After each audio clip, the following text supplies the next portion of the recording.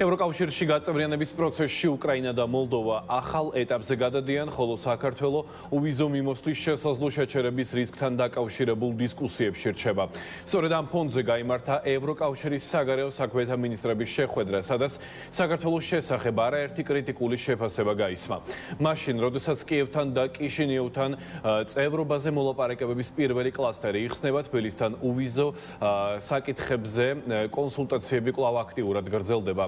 ევროპელი პოლიტიკოსების ნაწილი ქვეყანაში ბოლო პერიოდში განვითარებულ მოვლენებს შეშფოთებით აფასებს და მიიჩნევს, რომ საქართველო ევროპული ინტეგრაციის გზას შორდება. ქართულ ოცნებაში კი აცხადებენ, რომ უვიზო რეჟიმის საკითხი პოლიტიკური ზეწოლის ინსტრუმენტად გამოიყენება და ეროვნული ინტერესების ხარჯზე მისი შენარჩუნება მიუღებელია. თავის მხრივ ოპოზიცია ამაზე პასუხისმგებლობას მთლიანად ხელისუფლებას აკისრებს და აცხადებს, რომ შესაძლო შეზღუდვების მიზეზი მმართველი პარტიის პოლიტიკა იქნება.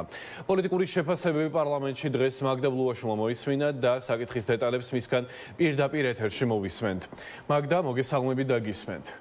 ლუქსემბურგში გამართულ მინისტერიალზე მოლდოვასა და უკრაინას ევროკავშირში გაწევრიანებისთვის პირველი კლასტერი გაიხსნათ და ეს მოვლენა დადებითად შეფასდა როგორც ევროკავშირის წევრი ქვეყნების საგარეო საქმეთა მინისტრების, ასევე ევროკომისარ მარტა კოსის მხრიდან. თუმცა მიმდინარე პროცესების ფონზე მთავარი კითხვა სწორედ ის გახლავთ, სად დგას ახლა საქართველო. ქართული ოცნება, როგორც ჩანს, რიტორიკას არ იცვლის და ამოცვლელი რიტორიკის ფონზე კი კრიტიკული გზავნილები გაჟღერდა დღეს კიდევ ერთხელ ევროკავშირის წევრი ქვეყნების საგარეო საქმეთა მინისტრების მხრიდან მათი მისამართით. ამ შემთხვევაში სწორედ საგარეო საქმეთა მინისტრებმა ევროსკოპთან საუბრისას კიდევ ერთხელ გააკრიტიკეს მმართველი გუნდის მიერ გადადგმული ბოლოდროინდელი ნაბიჯები, როგორც ისინი აცხადებენ, ეს ქმედებები შეშფოთებას იწვევს ევროკავშირში და აქვე აცხადებენ საგარეო საქმეთა მინისტრები იმას, რომ არასწორ გზას ადგას ახლა ქართული ოცნება და რაც ყველაზე მნიშვნელოვანია, საგარეო საქმეთა მინისტრები ხაზგასმით აღნიშნავენ, რომ ევროკავშირი კვლავაც რჩება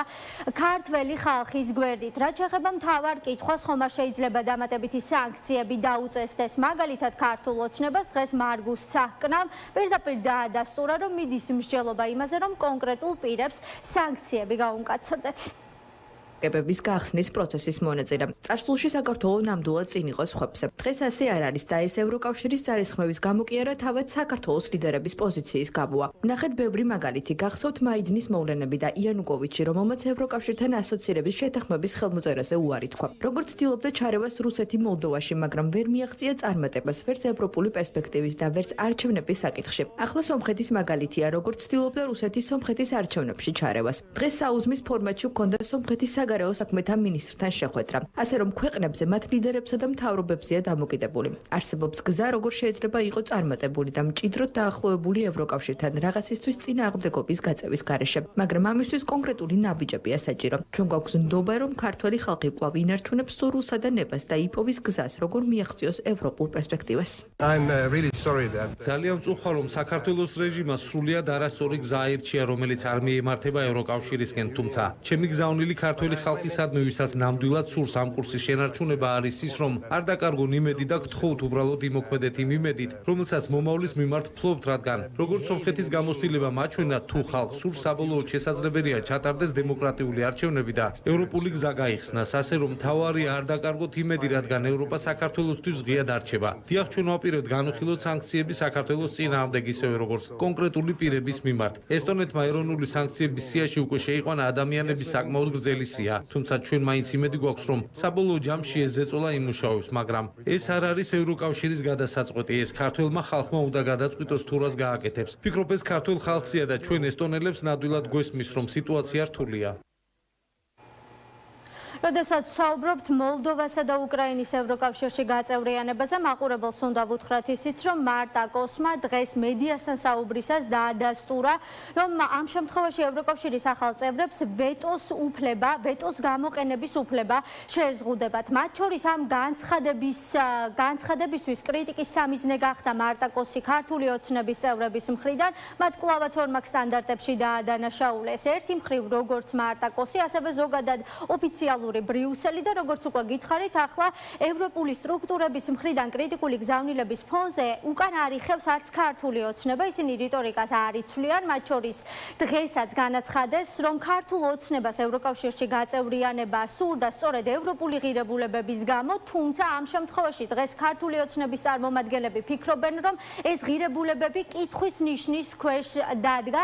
აქედან გამომდინარე, მართლ პარტიაში ახლა კრიტიკული გზავნილებით გამოირჩევიან ევროკავშირის მისამართით, რაც შეეხება უვიზო მიმოსვლის შესაძლო შეჩერების საკითხს, ისინი კვლავაც ორმაგ სტანდარტებზე საუბრობენ და შანტაჟის მექანიზმზე. აქედან გამომდინარე, სახელისუფლებო გუნდში ამბობენ, რომ ევროკავშირს ქართველი ხალხის შანტაჟი ვიზა ლიბერალიზაციით უბრალოდ ვერ გამოუვა.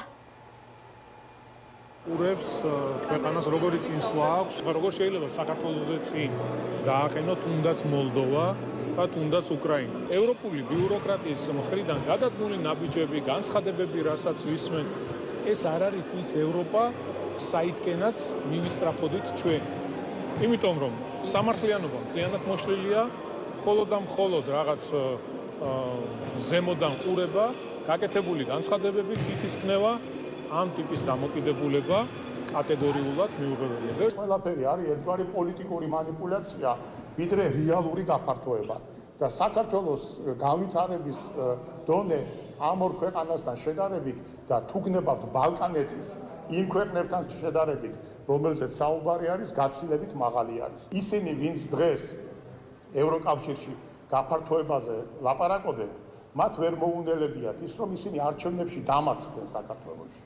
და აი ეს არის, ასე ვთქვათ, მათი აი ესეთი დამოკიდებულების მთელი, რო იტყვიან, мотивация. რაც შეეხება უვიზო მიმოსვლის შეჩერებას, უკანასკნელი შეხვედრა, რაც შედგა მხოლოდ და მხოლოდ საუბარი იყო დიპლომატიური პასპორტების მფლობელებისათვის უვიზო მიმოსვლის შეჩერებასთან დაკავშირებით. ჩვენ ჯიუტად ვდგავართ ევროკავშირის ინტეგრაციის გზაზე, მაგრამ ამავდროულად ჩვენ გვაქვს ჩვენი სახელმწიფო ინტერესები, ჩვენ გვაქვს ჩვენი სუვერენული პოზიციები და ვერავინ და ვერაფერი ვერ გადაგვახედნებს ამას, მაშინ როცა ვართ მართლები და როდესაც ვიქცევით ზუსტად და სახელმწიფოს ინტერესების გათვალისწინებით. განსხვავებული მოსაზრებები მოვისმინეთ დღეს ოპოზიციონერი პოლიტიკოსების მხრიდან, ხელისუფლების ოპონენტების კრიტიკის სამიზნე სწორედ ქართული ოცნება გახლავთ. ამ შემთხვევაში ისინი საუბრობენ, რომ იყო დრო, როდესაც საქართველო მოწინავე ადგილს იკავებდა, თუმცა სწორედ ქართული ოცნების ქმედებებიდან გამომდინარე, მოხდა ისე, რომ ჩვენი ქვეყანა ჩამოშორდა მთლიანად ევროპულ პერსპექტივას. სწორედ აქედან გამომდინარე, ოპოზიციონერი პოლიტიკოსები სრულ პასუხისმგებლობას ქართულ ოცნებას აკისრებენ, მათ შორის იმ ნაწილზეც, რომ შესაძლოა ევროკავშირმა უვიზო მიმოსვლის შესაძლო შეჩერების საკითხზე ნეგატიური გადაწყვეტილება მიიღოს. ჩვენი ქვეყნის მისამართით მეტიც, მაგალითად ზოგიერთი ოპოზიციონერი პოლიტიკოსი არ გამორიცხავს არაფერს და ასახელებს კონკრეტულ დროს, კერძოდ დეკემბერს და იანვარს, როდესაც შესაძლოა, რომ ჩვენმა ქვეყანამ ვიზა ლიბერალიზაცია დაკარგოს. ჩვენ ვხედავთ, რომ უკრაინა და მოლდოვა მიდის წინ ევროპულ კავშირში გაწევრიანებისკენ, მაშინ, როდესაც საქართველო რეალურად არის უვიზო რეჟიმის დაკარგვის საფრთხის წინაშე. ჩვენი პარტნიორები მიდიან წინ, ჩვენ იმასაც ვკარგავთ, რაც ქონდა ტრადიციულად, ისტორიულად. და ეს არის ყველაზე კარგი დასტური იმ რუსული საგარეოპოლიტიკური ამოცანისა, რასაც ასრულებს ქართული ოცნების რეჟიმი, როდესაც ის რეალურად სულ უფრო მეტად ფლავს საქართველოს იზოლაციაში და სულ უფრო მეტს აკეთებს იმისთვის, რომ საქართველო არ წავიდეს წინ მეტი ევროპისკენ, მეტი კეთილდღეობისკენ და მეტი უსაფრთხოებისკენ. იყო დრო, როდესაც საქართველო იყო თითის საჩვენებელი სამაგალითო ქვეყანა. და სამეული თქვენ გახსოვთ სამეული უკრაინას, საქართველო, მოლდოვა. ოღონდ ამ სამეულის სათავეში საქართველო იყო. მაგრამ შეიცვალა დრო, შეიცვალა პერიოდი. და შესაბამისად საქართველო ჩამოჩოჩდა იმის გამო, რომ ქართულმა ოცნებამ და ივანიშვილმა გადაწყვიტა ამ ქვეყნის იზოლაცია. იმიტომ გადაწყვიტა ივანიშვილმა და მისმა კორუმპირებულმა გარემოცვამ, რომ ფული შეუნა ურჩევნიათ, ვიდრე რაღაცა თამაშის კანონიერი თამაშის წესებით თამაში. შესაბამისად, თუ ვინმემ დააზარალა საქართველოს ევროინტეგრაციის ინტერესი, ეს არის ქართული ოცნება და თავიდან ბოლომდე პასუხისმგებლობა მათზე არის. მოლაპარაკებების გახსნა მოლდოვისათვის და უკრაინისათვის არის კიდევ ერთი ნათელი დემონსტრირება იმისა, რომ საქართველო დარჩა ევროპული პერსპექტივის მიღმა. და საქართველომ დაკარგა არა მხოლოდ ევროპული მომავალი აი ამ მომენტამდე, არამედ კეთილდღეობის, გრძელვადიანი მშვიდობის და უკეთესი ცხოვრების შესაძლებლობა ჩვენი მოქალაქეებისათვის. სამწუხაროდ საქართველო დღეს აღმოჩნდა რკინის ფარდის მიღმა და ეს რკინის ფარდა ააშენა ოცნებამ, რომლის მიზანი არის ჩვენი ხალხი და ჩვენი ქვეყანა ჩატოვოს სიღარიბეში. როგორც უკვე გითხარით, უკრაინასა და მოლდოვასთვის ევროკავშირში გაწევრიანებისთვის პირველი კლასტერი უკვე გაიხსნა. ამის ფონზე კი საქართველოს ხელისუფლების მისამართით ევროპული სტრუქტურების კრიტიკული გზავნილები არ წყდება, მათ შორის კანონების გადახედვასა და გაუქმების ნაწილში, თუმცა რიტორიკას ქართული ოცნება არ იცვლის ევროკავშირს და ოფიციალურ ბრიუსელს კვლავაც ორმაგ სტანდარტებში ადანაშაულებს. მე შევახსენებ მაყურებელს იმასაც, რომ მიმდინარე პროცესების ფონზე ევროპარლამენტი მორიგი რეზოლუციის მიღებისთვის ემზადება. არსებული ინფორმაციით ეს რეზოლუცია 17 ივნისს იქნება მიღებული.